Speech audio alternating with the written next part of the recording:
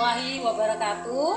Yang terhormat penguji uji kinerja dalam jabatan Universitas Negeri Surabaya. Perkenalkan, saya Sunarsi Indadari dari SMP Negeri 1 Kumai, Kabupaten Kota Waringin Barat, Provinsi Kalimantan Tengah. Saya tercatat sebagai mahasiswa PPG dalam jabatan Angkatan 1 tahun 2023 Universitas Negeri Surabaya, program studi pendidikan IPA dengan nomor UKG 201500023726 dan nomor induk mahasiswa 22091971977332.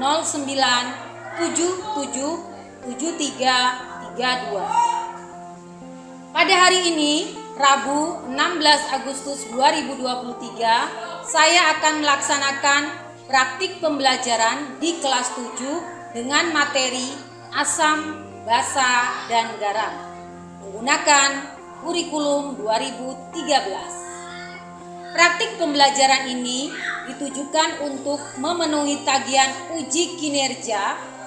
Mohon sudi kiranya Bapak dan Ibu penguji memberikan saran dan masukan untuk pembelajaran saya, agar saya dapat memberikan yang terbaik untuk peserta didik masa mendatang. Berikut video pembelajaran yang saya laksanakan. Selamat menyaksikan.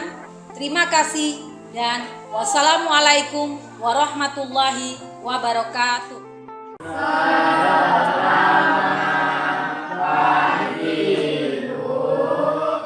Selamat pagi. Bagaimana kabar kalian hari ini? Alhamdulillah baik. Ibu minta tolong kepada Nikolas untuk memimpin doa. Silakan duduk. Marilah kita berdoa sesuai dengan agama dan kepercayaan kita masing-masing. Berdoa dimulai. Berdoa selesai. Terima kasih. Ibu akan mengecek kehadiran kalian. Novi Cahyaningsih Hadir. Kristiani Hadir. Slamet Repika Auliasari Hadir. Jonathan Hadir. Nikolas Vera. Ya, jadi untuk hari ini ada 3 orang teman kita yang berhalangan hadir karena sakit. Kita doakan semoga mereka cepat sembuh. Nah, untuk selanjutnya Ibu minta kalian berdiri terlebih dahulu. Berdiri dulu. Ibu ingin mengecek apakah kalian sudah memakai seragam, pakai ikat pinggang. Ya, bagus. Berarti kalian menaati peraturan sekolah. Nah, sekarang kalian silakan duduk. Pada hari ini kita akan melaksanakan pembelajaran menggunakan handphone atau HP. Ada yang lupa bawa HP? Nah, tapi disimpan dulu. Kemudian selain menggunakan HP, kita hari ini akan mengadakan praktikum atau percobaan. Ibu ada suruh bawa air. Kelompok 1, mana airnya? Ya, kelompok 2. Ya, kelompok 3 bawa. Ya, sudah bawa semua berarti. Nah, jadi sekarang sebelum kita mulai pembelajaran, Ibu akan mengajak kalian untuk yel-yel terlebih dahulu. Yuk, berdiri atau duduk bagusnya yel-yelnya. Berdiri saja ya. Iya, kita yel-yel dulu biar lebih semangat. IPA Mudah, ku suka. Belajar IPA Bisa, yes. Terima kasih. Silakan duduk kembali. Materi kita sebelumnya adalah tentang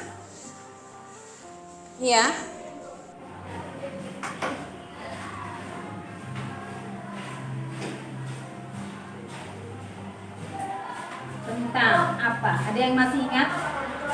Siapa yang masih ingat? Apakah materi yang sudah kita pelajari di pertemuan sebelumnya? Iya, Sasi? Pengertian asam, basa, dan garam, Bu. Ya, pengertian asam, basa, dan garam. Betul sekali. Selain itu, apa lagi? Ada yang masih ingat nggak? Materi yang kita pelajari apa lagi? Teori. Apa lagi? Teori asam, basa, dan garam, Bu. Teori asam, basa, Sekali lagi ya. Yang lain sudah lupa? Ya, Novi? Indikator asam, basa, dan garam. Oh, indikator asam, basa, dan garam. Nah, sekarang Ibu minta kalian perhatikan gambar-gambar yang ada di depan. Ini ada hubungannya dengan materi sebelumnya. Kalian amati terlebih dahulu, silakan. Siapa yang tahu? Yang tahu angkat tangan. Apa sajakah benda-benda yang bersifat asam dari gambar yang kalian lihat tadi? Ya, Novi? Jeruk, fanta, apel, minuman teh nitri, dan air aki. Dan air aki. Bisa menambahkan ya, tadi di situ air aki dan teh nitri tidak ada, tapi kamu yakin bahwa itu termasuk bersifat asam. Betul sekali. Lanjut pertanyaan kedua, apa sajakah contoh benda yang bersifat basah? Sensoden, sabun mandi, dan milanta, Bu. Dan milanta. Milanta itu obat apa? Obat mah. Obat mah. Lanjut pertanyaan ketiga, apa sajakah contoh benda yang bersifat garam? Siapa yang masih ingat? Irma? Garam dan gula. Garam dan gula. Betul juga. Lanjut, indikator apa sajakah yang dapat digunakan untuk uji larutan asam, basa, dan garam? Kristiani? Bagus, bunga mawar, Bagus. Yang terakhir, ini yang tadi terlupakan. Kita sudah belajar ini, tapi kalian lupa ya. Berapa nilai pH untuk larutan yang bersifat asam, yang bersifat basa, dan bersifat garam? Oke lah. Asam pH-nya kurang dari 7, basa pH-nya lebih dari 7, dan garam pH-nya 7. Ya, bagus.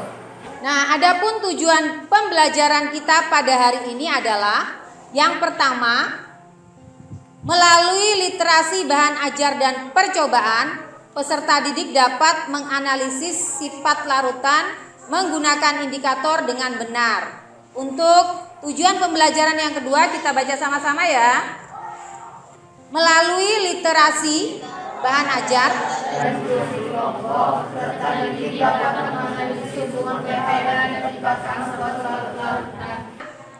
untuk penilaian seperti sebelum-sebelumnya, penilaian akan Ibu lakukan dengan melihat 3 aspek. Nah, adapun sikap yang Ibu nilai di sini yang pertama adalah religius. Tadi berdoa kan ada ya, berdoa. Kemudian disiplin. Masuk kelas pas nggak? Pukul 7. Kemudian yang ketiga di disiplin sudah. Kerja sama pada saat nanti praktek. Kemudian jujur, dan terakhir percaya diri. Kemudian aspek yang berikutnya adalah aspek penilaiannya pengetahuan. Ini akan Ibu lihat dari nilai evaluasi. Evaluasi nanti Ibu lakukan 2 kali. Ada yang pretest, ada yang post-test. Pretest itu Ibu lakukan di awal sebelum pembelajaran materinya disampaikan. Ibu mau lihat seberapa besar kemampuan awal kalian. Nah, sedangkan post-test itu akan Ibu berikan pada akhir pembelajaran. Penilaian yang ketiga adalah penilaian keterampilan. Keterampilan ini bisa berupa penilaian kinerja dan penilaian presentasi. Ini Ibu akan ambil dua-duanya nanti pada materi ini. Selanjutnya adalah pentingnya kompetensi yang akan dicapai. Bu, penting lah Bu kita belajar materi. Penting. Kenapa Bu? Yang pertama, setelah kalian melakukan percobaan, kalian tentu akan mendapat pengalaman baru. Betul nggak? Pengalaman baru tentang apa Bu? Tentang uji sifat larutan asam, basa, dan garam menggunakan indikator. Nah, indikator yang kita gunakan pada pembelajaran hari ini adalah ini. Apa ini namanya? Kita sudah belajar ini di materi sebelumnya. Bagi yang suka bercocok tanam, ketika kalian ingin bercocok tanam, itu bisa menggunakan media tanah, bisa menggunakan media air. Nah, Ibu mau tahu kalau bercocok tanam menggunakan media air itu apa namanya? Hidroponik. Nah, hidroponik ini jadi ketika kalian ingin bercocok tanam menggunakan media air, kalian harus tahu terlebih dahulu kualitas dari air, asam atau basa. Ilmunya itu didapat dari materi kita pada hari ini. Nah, makanya penting kita untuk memahami materi asam, basa, dan garam. Selanjutnya, garis besar kegiatan pembelajaran kita pada hari ini adalah nanti akan ada masalah yang Ibu paparkan. Dari situ kalian akan membuat rumusan masalah. Dari rumusan masalah kalian akan membuat hipotesis bagaimana cara untuk mengatasi permasalahan yang sedang kita hadapi. Dari situ kita ingin membuktikannya dengan apa? Dengan melakukan percobaan. Percobaan yang Ibu lakukan ini adalah menggunakan kapur dan soda kue. Selanjutnya, ketika kalian sudah melakukan percobaan, hasil pengamatan sudah diperoleh, kalian bisa mengomunikasikan hasil percobaan lewat apa, Bu? Ya, presentasi ke depan. Kemudian setelah presentasi kita akan menganalisis dan mengevaluasi tentang apa yang sudah kita lakukan. Ya. Selanjutnya, untuk mengecek kemampuan awal kalian, tadi sudah disampaikan, penilaian pengetahuan salah satunya adalah dengan melakukan pretest. Keluarkan HP-nya. Ya, sudah dikeluarkan HP-nya, link Google Form-nya akan Ibu kirimkan.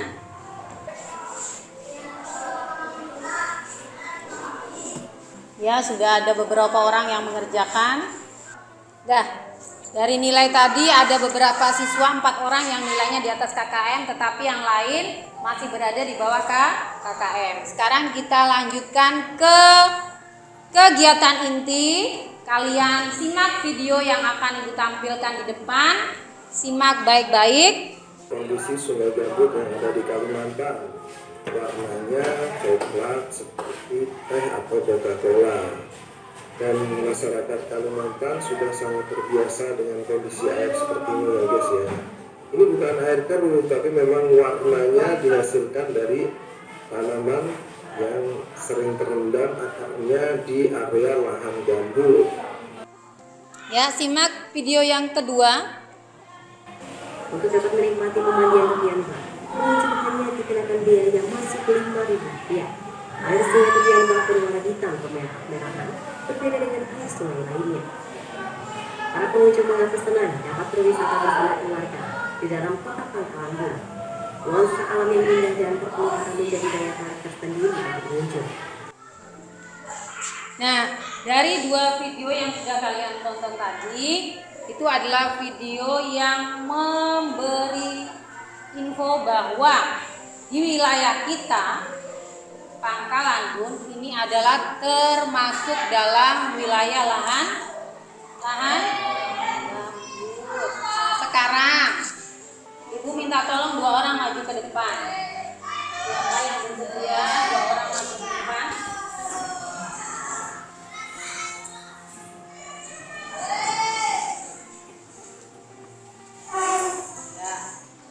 Jonathan, pegang nih Jonathan, tengah Jonathan di situ.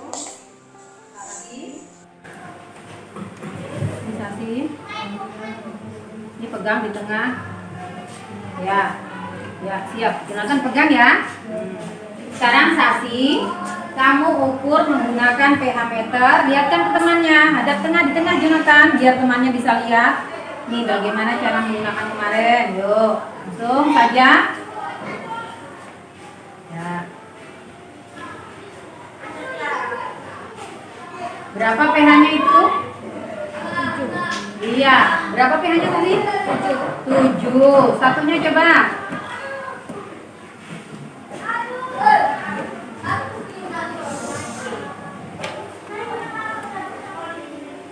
Berapa itu pH-nya Jonathan? 4,1. Ya. Ya. Jangan duduk dulu, di sini dulu berdua. Kalian perhatikan, Sasi pegang 1, Jonathan pegang 1 coba. Nah, tuh pegang. Lihatkan ke temannya. Yang dipegang Jonathan itu adalah air mineral yang Ibu beli. Sedangkan yang dipegang Sasi adalah air yang ada di rumah kita. Dari warnanya beda atau sama? Beda. Beda atau sama? Beda. Dekat kan? Beda atau sama? Beda. Tadi Jonathan dengan Sasi sudah ukur pH-nya. Ada perbedaan pH-nya atau tidak? Iya. Kalau pH yang dipegang Sasi berapa tadi? 4,1. 4,1 yang dipegang Jonathan? 7. Artinya apa? Asam yang mana? Lebih asam yang mana? Iya, asam yang ini. Jadi ini tidak layak untuk konsumsi. Ya, ini. Terima kasih. Selanjutnya kita akan melihat artikel. Silakan gunakan HP-nya lagi. Ibu akan kirim link artikelnya ke HP-nya kalian. Bagi yang ingin membaca di depan juga boleh, membaca link artikel lewat link yang dibagikan juga boleh. Nih, artikel yang pertama adalah artikel yang membahas tentang air gambut dan habitatnya. Nah, kelihatan? Yang bisa melihat tulisan silakan dibaca yang di depan. Kalau yang tidak bisa silakan buka HP-nya, baca artikel yang ada di HP-nya. Selanjutnya artikel yang kedua. Ini dampak kesehatan bagi si pengguna air gambut dari permasalahan yang sudah Ibu sampaikan. Apakah ada yang ingin bertanya? Kenapa Christian? Kenapa airnya berwarna merah kecoklatan? Kalau di rumah kamu merah kecoklatan juga atau tidak? Oh sama. Terus kamu pernah mencuci baju putih? Sekolah pakai baju putih. Terus cuci baju putih pakai air dari mana? Air galon beli. Berarti bukan air yang dia ada di rumah. Terus Ibu mau tanya lagi, kalau beli itu keluar duit nggak? Keluar duit. Kira-kira ada pemikiran bagaimana menyelesaikan permasalahan yang ada di sekitar kita, yang ada di daerah kita, ada nggak? Ya Sasi? Bagaimana cara mengurangi kadar keasaman air. Tapi sebelum kita memikirkan bagaimana cara mengurangi kadar keasaman air, Ibu akan menjawab dulu pertanyaan dari Christian. Muncul pertanyaan, Bu, kenapa air di tempat kita itu merah kecoklatan, Bu? Penjelasannya adalah begini. Kita ini tinggal di Kalimantan. Kalimantan ini adalah lahan gambut yang sebagian besar wilayahnya itu adalah ya memang lahan gambut. Lahan gambut itu bagaimana, Bu? Terdiri dari hutan, rawa, gambut. Tadi airnya merah kecoklatan, bahkan ada yang warnanya itu hitam pekat. Dari apa itu, Bu? Dari akibat tingginya kandungan zat-zat organik dalam air gambut. Nah, zat-zat organik dalam air gambut itu tinggi, apa penyebabnya? Penyebabnya ya ini, dekomposisi bahan organik seperti daun, pohon, dan kayu. Akibatnya ya tadi, mengakibatkan kandungan organik tinggi dan airnya berwarna merah hingga hitam pekat. Dan biasanya kalau pH-nya rendah itu rasa air akan cenderung tadi sesuai sifatnya Sasi. Apa tadi sifatnya? Asam ya, masam. Dari permasalahan tadi sudah terjawab oleh si Sasi. Bu, bagaimana mengatasi kadar keasaman air, Bu? Bagaimana menetralisir kadar keasaman air? Baik, untuk menjawab pertanyaan Sasi, maka kita akan melakukan percobaan. Percobaan akan dilakukan dalam kerja kelompok. Kelompok yang sudah Ibu bagi kemarin, silakan langsung bergabung. Kelompok 1, 2, dan 3. Kelompok 1 di meja sebelah sini. Silakan yang bukan kelompok 1 langsung pindah. Kelompok 2 di sebelah sini. Kelompok 3 ya langsung bergabung. Ya, Ibu akan membagikan LKPD. Percobaan dilakukan berkelompok. Diskusi untuk menjawab pertanyaan juga boleh berkelompok, tetapi nulis di LKPD-nya masing-masing. Ini. Tidak ada yang tidak bekerja, semua harus bekerja. Di LKPD yang sudah dibagikan tadi ada wacana yang harus kalian baca. Jadi kalian baca dulu wacana tersebut, kemudian kalian tentukan rumusan masalah dan diskusikan hipotesisnya apa. berdasarkan rumusan masalah yang kalian peroleh dari wacana dan penjelasan masalah yang sudah disampaikan tadi. Kemudian dalam percobaan menetralisir kadar keasaman air ini ada istilah variabel. Jadi variabel itu ada yang masih ingat pada materi bab 1 kita pernah belajar tentang variabel. Siapa yang masih ingat tentang pengertian dari variabel? Ya, Mikaela. Variabel percobaan adalah segala sesuatu yang membentuk apa saja yang ditetapkan oleh seorang peneliti dengan tujuan untuk dipelajari sehingga didapatkan informasi lapangan tersebut dan kira sebuah kesimpulan. Ya, bagus Mikaela. Berarti Mikaela masih ingat tentang bab pertama. Selanjutnya, pada percobaan ini variabel ada dua macam. Ada variabel manipulasi, ada variabel respon.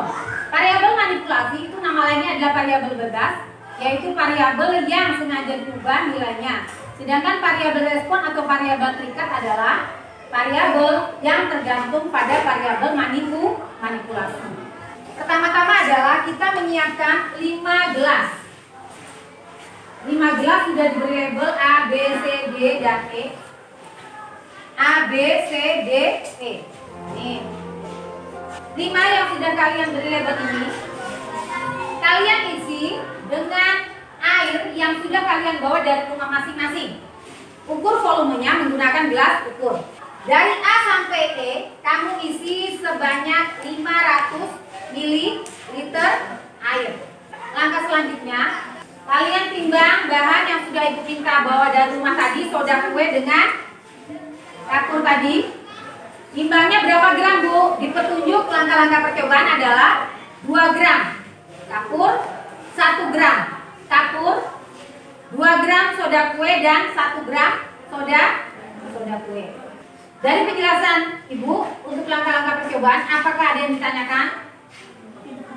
Tidak ada? Jelas?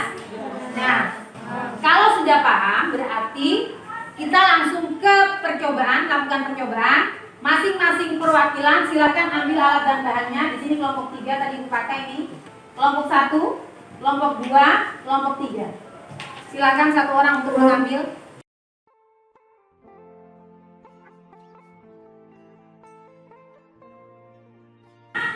Langsung saja ukur volumenya itu berapa? Berapa Kayla? Volume airnya itu berapa mili ini? Ya, yang diminta tadi berapa? 500. Berarti berapa kali lagi? Iya, langsung saja. Ya, silakan. Silakan dulu ditimbang.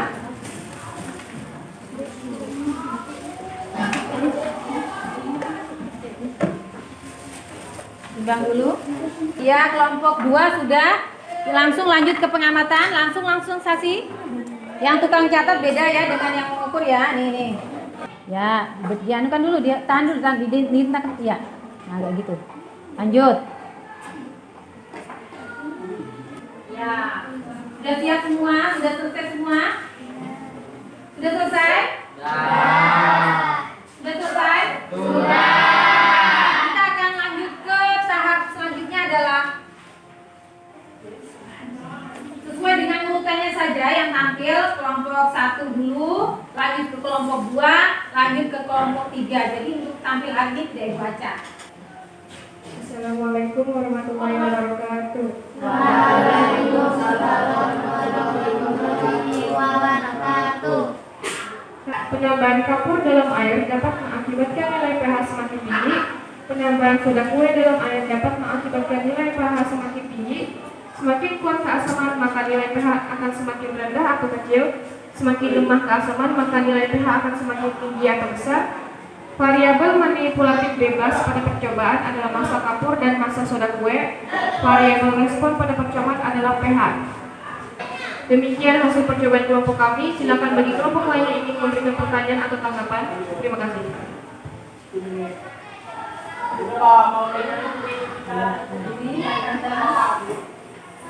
Apa hubungan pH dengan kadar keasaman? Saya akan mencoba menanggapi pertanyaan dari kelompok 2. Makin kuat keasamannya maka nilai pH makin kecil. Sekian hasil presentasi kami. Silakan bagi kelompok lain yang ada pertanyaan. Bila tidak ada, sekian dari kami. Assalamualaikum warahmatullahi wabarakatuh. Iya.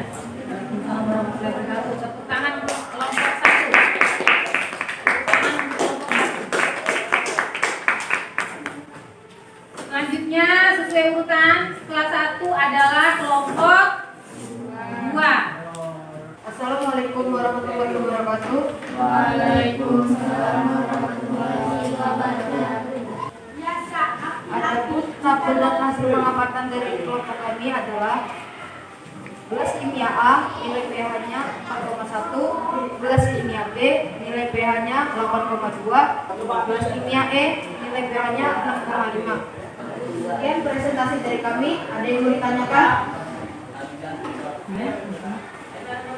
Manakah bahan kimia yang memiliki kadar keasamannya paling rendah atau kecil? Yang memiliki larutan yang paling lemah asalnya adalah beras kimia B. Sekian presentasi dari kami. Sekian presentasi yang dapat kami sampaikan. Assalamualaikum warahmatullahi wabarakatuh.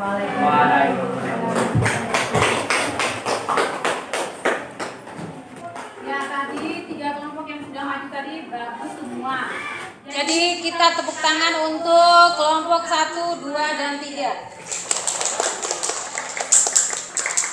Selanjutnya dari percobaan yang sudah kalian lakukan, kita akan coba analisis dan evaluasi. Kenapa ya kita menggunakan kapur dan soda kue? Karena apa, Nukaila? Ya, soda kue dan kapur bersifat basah. Bersifat basah. Tadi air di tempat kita bersifat asam. Makanya asam bisa dinetralkan dengan zat yang bersifat basah. Setelah dilihat, bisa bantu membacakan? Aisin. Semakin kuat keasamannya, maka nilai pH semakin rendah. Iya. Sebaliknya, semakin lemah keasamannya, maka nilai pH semakin besar atau tinggi. Nah, dari percobaan, rumusan masalah, pokoknya intinya dari pembelajaran kita pada hari ini tentang identifikasi larutan asam basa garam menggunakan pH meter, kesimpulan apa yang dapat kita peroleh? Irmawati, ya silakan Irmawati. Identifikasi sifat larutan asam basa dan garam dapat menggunakan indikator, Bu. Ya, indikator yang kita gunakan apa ya, Irma? pH meter. pH meter. Bagus. Kesimpulan selanjutnya apa? Ada kesimpulan lain? Ya, Sasi? Menetralisir kadar keasaman air dapat menggunakan kapur dan soda kue. Kapur dan soda kue. Bagus. Lanjut. Adakah kesimpulan lain? Ya, Siti? Semakin kuat air ini keasaman, maka nilai pH semakin kecil. Semakin kecil. Dah. Kita lihat katanya si Kaila, kata Irma, kata Sasi dan kata Siti. Ya, ternyata kesimpulannya sudah kita peroleh 3 ya. Kita lihat dari tujuan pembelajaran yang Ibu sampaikan di awal sudah tercapai atau belum? Lihat yang pertama. Yang pertama adalah mengukur pH larutan menggunakan pH meter. Sudah kalian lakukan? Sudah. Kemudian yang kedua, menganalisis hubungan pH dengan tingkat keasaman larutan.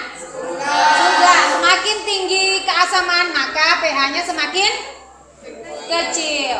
Kemudian yang ketiga, menganalisis pengaruh penggunaan kapur dan soda kue pada kadar keasaman air. Menganalisis pengaruh penggunaan kapur dan soda kue pada kadar keasaman air. Sudah? Sudah. Yang terakhir, mengomunikasikan hasil percobaan melalui presentasi. Sudah juga. Berarti tujuan pembelajaran kita pada hari ini sudah tercapai. Selanjutnya, ya, prosesnya tadi sudah Ibu bagikan belum?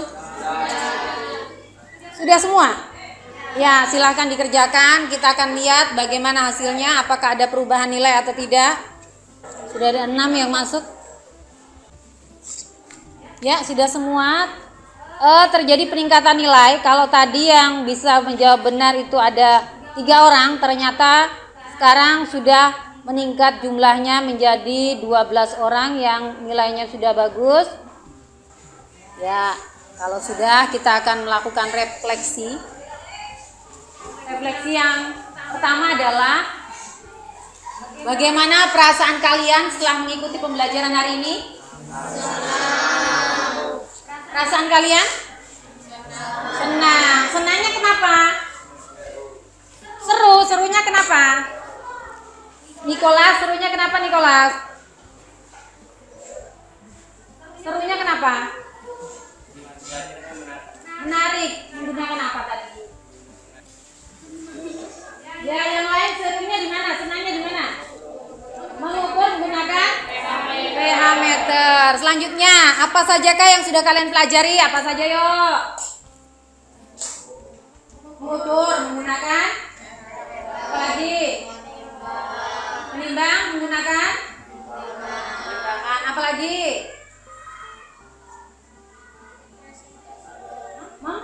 Presentasikan. Itu pengalaman baru ya. Kita jadi berani dan percaya diri, tidak malu-malu lagi. Kemudian kegiatan mana yang paling kalian sukai? Saat menimbang dan mengukur menggunakan pH meter, Bu. Saat menimbang soda kue dan kapur dan mengukur menggunakan pH meter. Oh, itu yang paling senang si Jonathan. Kemudian, adakah materi yang belum dipahami? Alhamdulillah. Baiklah, untuk tugas tindak lanjut di rumah, kalian silakan lakukan penetralisiran kadar keasaman air terhadap air yang ada di rumah kalian masing-masing. Bagaimana caranya, Bu? Yang menggunakan kapur dengan soda kue.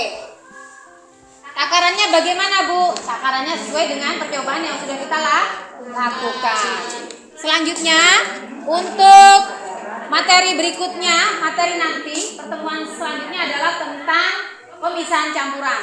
Agar pembelajaran bisa berlangsung dengan aktif, kalian pelajari dulu di rumah tentang pemisahan campuran.